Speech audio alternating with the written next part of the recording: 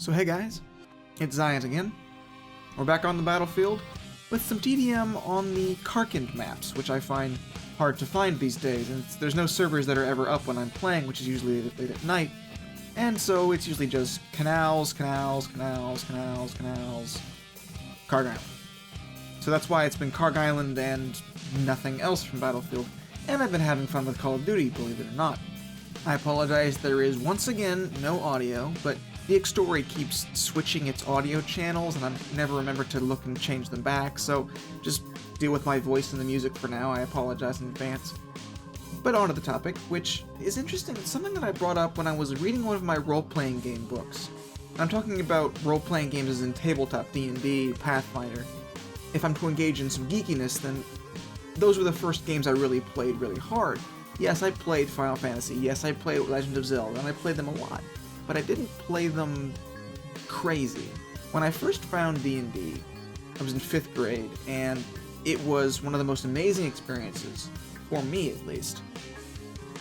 And for the next 3 or 4 years, that's all I could think about. I didn't do much of it, because there was nowhere to do it. But I had a ton of fun thinking about it, reading every book I could get my hands on. And so that was my obsession for a while. And then I got back to video games, and role-playing games took a backseat, but I still read the books, because I think there's some really good ideas there, and the story you can make in your head, even if you're not adventuring yourself, is worthwhile. And last night I was rereading one of my older books, and there was something in there that got me thinking about the YouTube scene, strangely.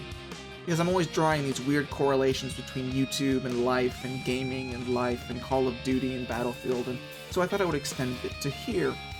And it's simply this. The author was describing the process by which a wizard becomes a lich. And for those of you who aren't initiated into the D&D and role-playing scene, a lich is basically an undead wizard who has trapped his soul inside of an artifact so that he's effectively immortal so long as that artifact exists. His soul, if he's destroyed, his soul vanishes into the ether and goes into this little box, and his body slowly reforms over a couple weeks. And the author said that the process by which a wizard becomes a lich is different from wizard to wizard. Now, they can build upon the successes and knowledge of previous liches, but the formula is unique to them and them alone. And this got me thinking about YouTube, because the path to success for each individual YouTuber is their own. You can use the knowledge you've gained from watching people like Woody's Gamertag, White Boy 7th Street, Level Cap, Rival X Factor, Atemio, really successful YouTubers. How they became big, whatever your definition of big might be, is unique to them. They have a style of their own, they have their own mindset, their own experiences, their own play style, their own skill level. Because if you put them in a competitive setting, some players will not be as good as other players, and yet the really, really good player might not be as big as the average player, or the lower than average player, but the lower than average player has more fun, and the videos are more fun to watch, and so he has more subscribers. Woody's Gamertag is a lot like this. No offense to Woody, but he's made it clear that he's not the best player in the world, and that he's using tactics and knowledge to help his unexceptional brethren succeed in Call of Duty. And that's why I came to Woody in the first place, because I wasn't very good at console Call of Duty. I was crap. I was a camper, I used Ghost all the time, Silence from Moss, oh, it was terrible. But I went to Woody and I learned how to properly navigate the map, how to use cover to my advantage. I watched his series on dissecting the greats to see how the best players did it, and I tried to copy them. And Woody has built his success on his personality, his congeniality, his tips occasionally, but never his beastly gameplay going 160-0 on Turbine. No, that's not Woody. Woody hasn't built his reputation on that. Now, there's plenty of things he's built his reputation on, and there's some controversy surrounding it, but I'm not going to get into that because I respect Woody for what he's done, what he's continued to do, and the amount of integrity he's held when in maintaining his YouTube channel. But if I were to take the exact same route as Woody, I would probably not be successful even if Woody didn't exist. Simply because I'm not Woody. I'm not 37, first of all, but more importantly, I haven't had his experiences. I didn't grow up near the beach. I don't have 2 kids. I don't have a wife. I haven't broken my leg. I've never unsuccessfully even attempted suicide. I've never done some of the things he's done, and so my experiences and my knowledge are not what his is. Secondly, my playstyle is not what his is. He's just a little more conservative, a little more cautious, a little more tactical. When I'm playing first-person shooters, I'm pretty much going balls to the wall all the time, except when I'm trying to relax a little bit. And I don't, for the life of me, have the ability to sit down and wait for a little while. I have to just go. I'll sit in one place for 5 seconds, and then I'll just say to myself, board, and I'll go. So I can't use cover effectively at the speed at which he does. I have to go faster. And I get good gameplay sometimes, and sometimes I pay for it.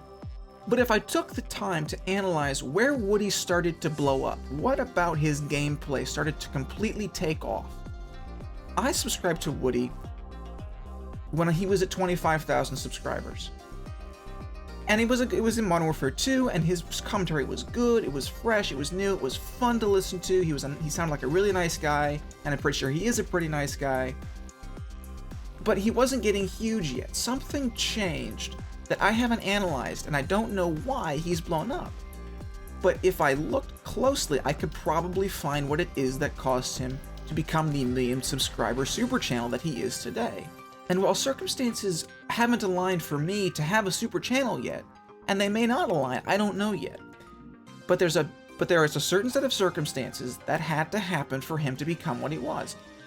A, he had to go full-time and have the ability to do that. He had to meet people, and I can't meet the same people because they've already been met by someone else. I have to have different experiences. I have a different game set. I have a different game time. I'm not in Modern Warfare 2. This is Black Ops 2 days. This is Battlefield 3. This is Battlefield 4, Medal of Honor. And FPSs are, for lack of a better word, losing their popularity. You have League of Legends.